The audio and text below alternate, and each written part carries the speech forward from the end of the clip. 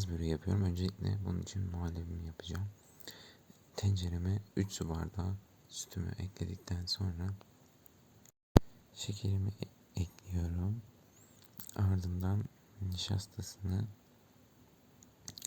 ardından ununu ve 2 tane de yumurtasını ekledikten sonra kısık ateşte çırparak pişiriyorum.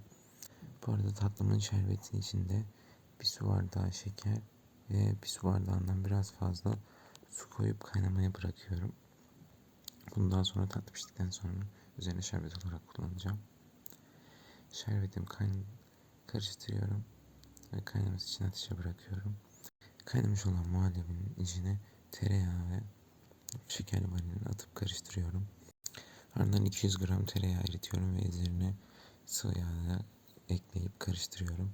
Bunları Laz böreğinin katmanlarına süreceğim. Önce tepsimi yağlıyorum ve üzerine yufkalarımı çekiyorum. Ardından her katını yağlayıp yufkaları üzerine örtüyorum.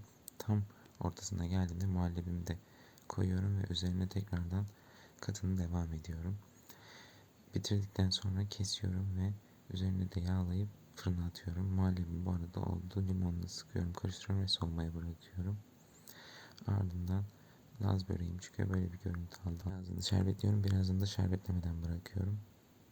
Umarım beğenmişsinizdir.